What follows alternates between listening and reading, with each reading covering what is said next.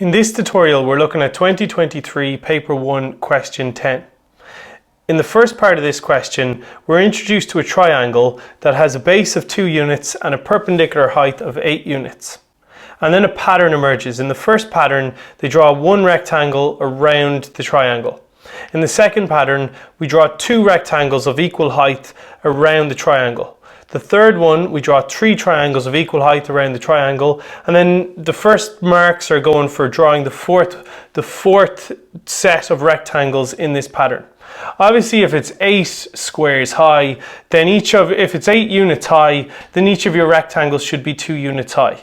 Go up 2 units, draw a rectangle, go up 2 units, draw another one, and you should end up with 4 rectangles that are getting smaller, but each of them that are getting narrower, but each of them have the same height each time. In part B, we're asked to prove that the area of the rectangles in term 3 is 32 over 3. Well, first of all, let's get the area of each one. Let's start with the base. We want to get the area of the rectangle at the base. We know that the width is clearly going to be 2 units.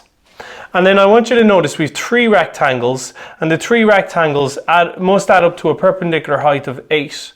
And the question said that the height of each of the rectangles have to be the same. So obviously each of them has to be one third of 8. In other words, this distance has to be 8 over 3, this distance has to be 8 over 3, and this distance has to be 8 over 3. So we have all of our heights straight away. The only thing that might be tricky now is working out the width of the second one and the width of the first one. Well, obviously we go 1/3 of the way up, which means that if the original width was 2, then by the time I get to here, it's only 2/3 as wide as it was at the bottom. So if this is 2 units, this width is 2/3 of that, and this width will be 1/3 of that. In other words, the width of the second rectangle in the middle is 2 multiplied by 2/3. It's lost 1/3 of its width. And then at the top, it's 2 multiplied by 1/3. So those are all the dimensions. Now we just have to get the area of the 3 rectangles. So now let's get the area of our 3 rectangles and we'll write down our final answer. The height of the top rectangle is 8 over 3, and the width of the top rectangle is 2 by 1/3, or in other words, it's 2/3. In the middle, the height of the middle was 8 over 3, and we said its width is 2 by 2/3, or in other words, 4 over 3. 2 multiplied by 2/3 is 4 over 3. And in the rectangle at the bottom, the largest rectangle, it also had a width of 8 over 3, and it had a width simply of 2. So if I just plug this into my calculator, I'll get my final answer for part B. So if I plug that into my calculator, my final answer works out as 32 over 3 units squared. That's the area of the rectangles from term 3. Okay, so now we've seen T1, we've seen T2, we've seen T3, and we're asked to work out what will be the area of the rectangles in term n. In other words, we're asked to generalize this process. Rather than working it out for a specific term, what would it be for any term? We need to come up with a formula for that. So I just want you to look at the way that I've structured. This is what we had for part B. We had term number 3 was 8 over 3 by 2/3 by 8 over 3 by 4/3 by 8 over 3 by 2. First of all, since everything is over 3 except for the 2, to figure out the trend here, 2 is the same as 6/3. I want you to just recognize that.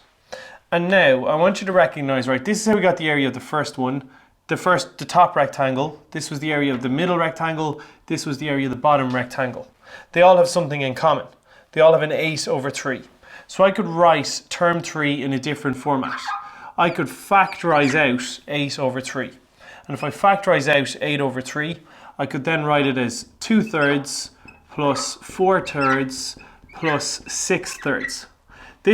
We can write all of our terms like this. And I think this is a really, really tricky question. So it's worth your while trying to replicate part B for term 4. Try and do it for term 4.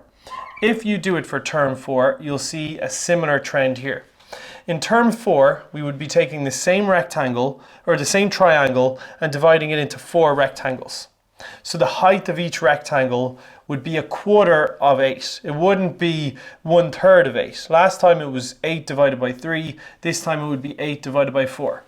So the height of each rectangle, if I divided it in the triangle into 4 rectangles, would be 8 over 4. Now obviously 8 over 4 is 2, but it's a lot easier to keep it as a fraction to recognize the trend here. And then, so this referred to the width of the top rectangle in term 3. If I divided this into 4 different rectangles, remember the initial width is that the bottom width, the base of the triangle, is 2 units. But if I divided this into 4 rectangles, then the top rectangle would only be 1/4 as wide as the bottom. In other words, it would be 2 multiplied by 1/4. And obviously 2 multiplied by 1/4 is 1/2. And another way of writing that is 2 over 4. 2 multiplied by 1/4 is 2 over 4. I'm just trying to write it in similar format to this one. So to get the base of the top rectangle in this scenario, it would be 2 by 1/4. To get the next one, it would be 2 by 2/4. And a way I could, 2 by 2/4 is 1, but I could write that as 4 over 4. To get the base of the third rectangle, if there was 4 rectangles, it would be 2 by 3/4. And another way of writing that, that's 6 over 4. And to get the base of the bottom one, well, the bottom one is just going to be 2 units wide, but another way of writing that is 8 over 4.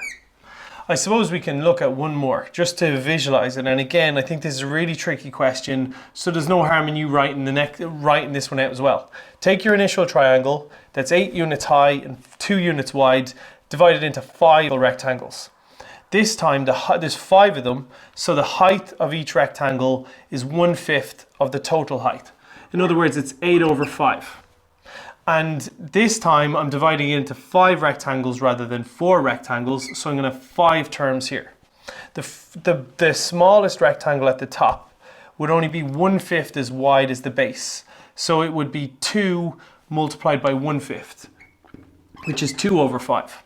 Hopefully you can start to see the trend here. The next one would be 4 over 5.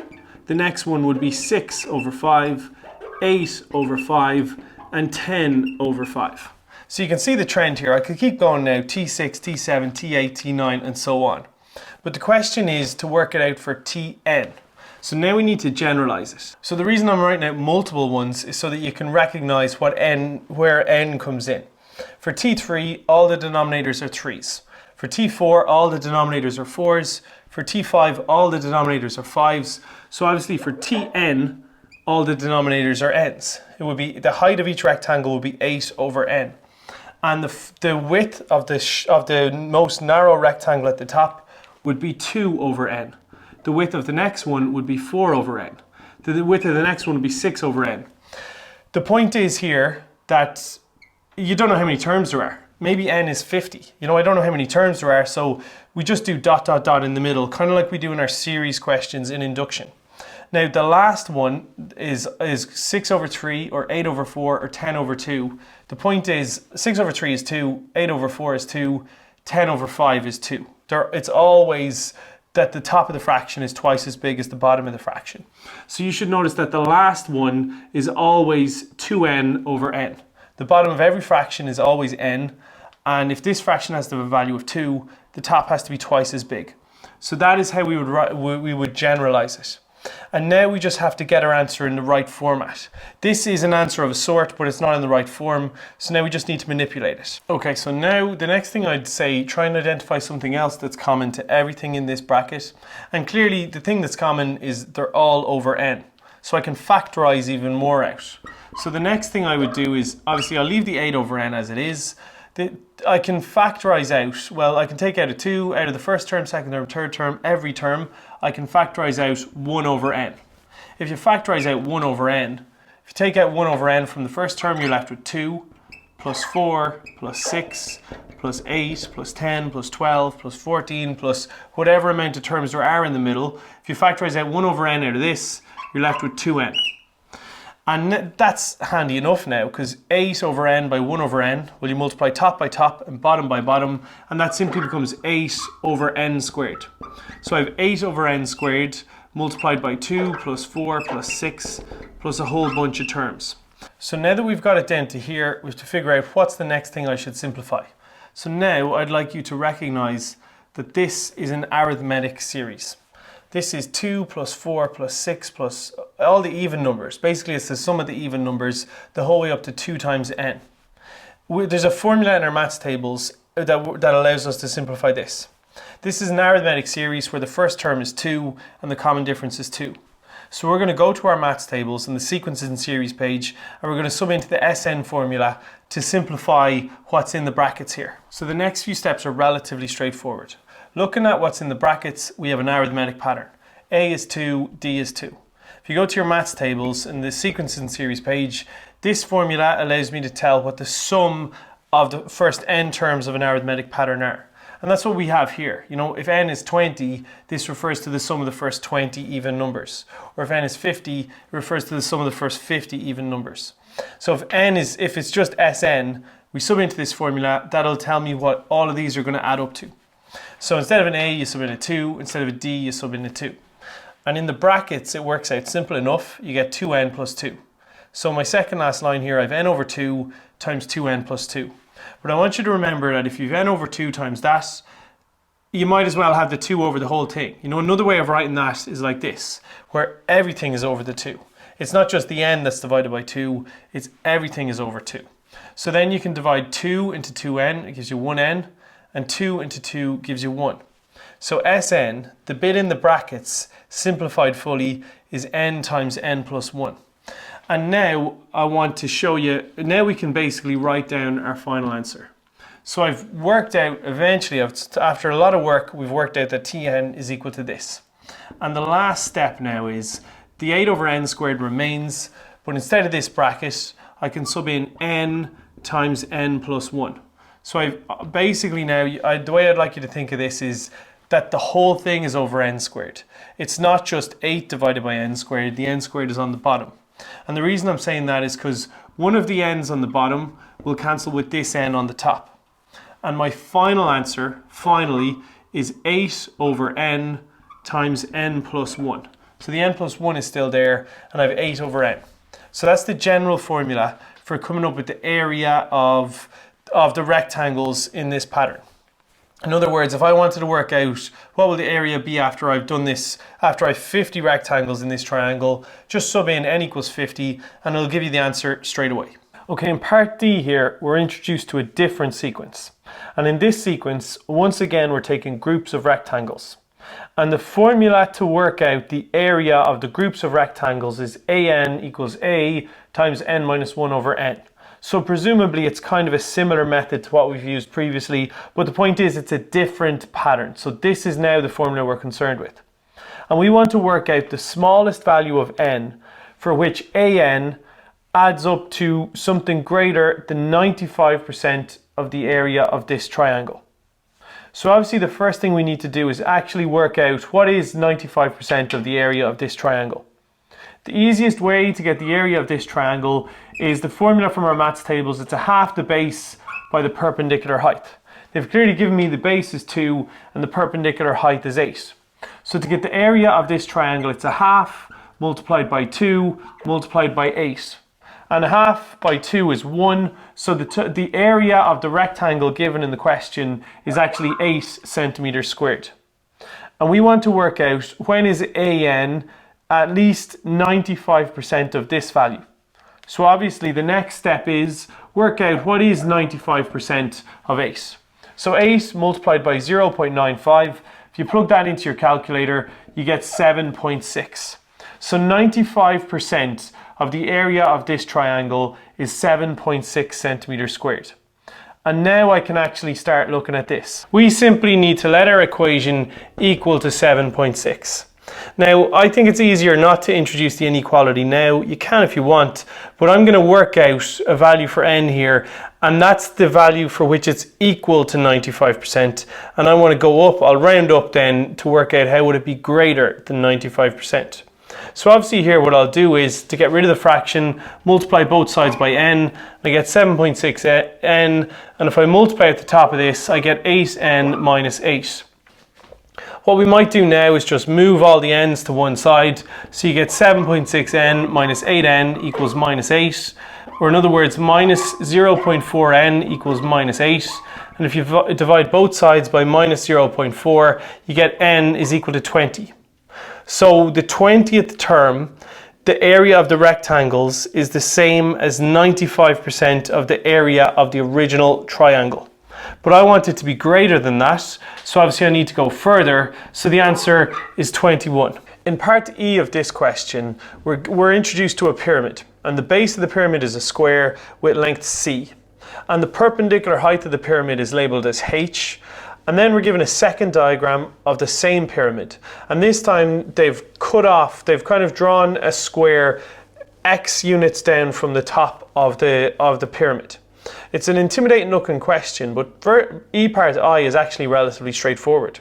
The question actually just says that the volume of this pyramid is the integral of s of x dx from h to 0. And in fact, we're told what s of x represents. S of x is given as x squared c squared over h squared. So in other words, the question says that this is the volume of the pyramid, and then it just says find the volume. So basically the question is just do this bit of integration, integrate this. And it says leave your answer in terms of c and h. So basically we just need to get an answer that has c's and h's in it. Well, first of all, you should recognize that c refers to the length of the base of the pyramid, and that is a constant, it's never going to change. H refers to the perpendicular height of the pyramid, that's also a constant, which is never going to change. And remember, when we're integrating and we have constants, we can just take the constants out. So I can rewrite this as c squared over h squared times the integral of x squared dx. Because the c and the h are just numbers, they're constants, they're not variables. So the question actually just boils down to integrate x to the power of 2. And that's simply all we're being asked to do here. So it's relatively straightforward. I'll leave my c squared over h squared out here. And if I integrate x squared, remember when you're integrating, you increase the power of x by 1 and you divide by the new power. So that's the only step, that's the only bit of integration we actually have to do. X squared becomes x cubed over 3. And now all we have to do is sub in our upper limit and sub in our lower limit, and this represents the volume. And this works out nicely for us as well. So all we have to do now is sub in our limits. So I'm going to continue on down here. Again, I'm leaving the c squared and the h squared exactly as they are. And I have to sub in the upper limit first, which is h.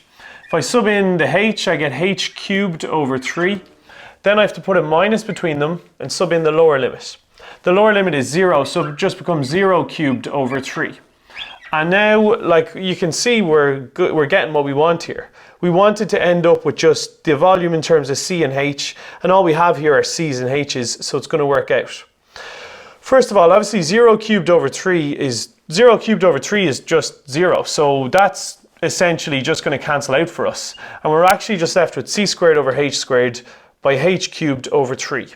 We've 2 h's on the bottom and we've 3 h's on the top. So 2 of the h's on the bottom will cancel with 2 of the h's on the top.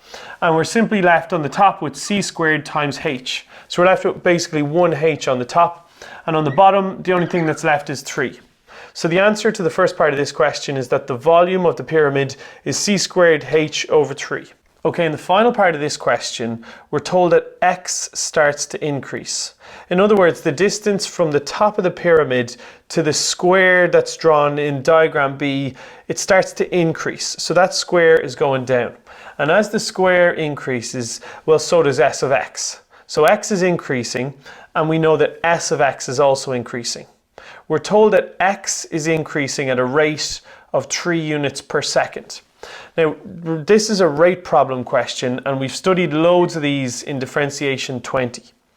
So if we look back at what I just said there, x is increasing at a rate of 3 units per second. So you should realize that that is dx dt, the rate of change of x relative to time. And the reason I know it's relative to time is they've said that it's 3 units per second. The seconds that's coming from the time. So they've given me dx dt. And they've asked me to find the rate of change of s of x as x is increasing. In other words, they've asked me to find the rate of change of ds of x relative to time. The ds of x dt refers to the rate of change of s of x. So that's ultimately what we're trying to find. Now you should remember the way we've set up every single one of the questions in differentiation 20 and every single one of the questions when we did substitution as well in differentiation. Ultimately I want to end up with ds of x over dt. And in order to do that, we're going to end up multiplying two different derivatives by each other. If I need to end up with a ds of x on the top of one of them, well then one of these fractions has to have a ds of x on the top. If I need to end up with a dt on the bottom of one of them, then the other one needs to have a dt on the bottom. And the other variable that's relevant to the question is going to go on the bottom of the first one and the top of the second one.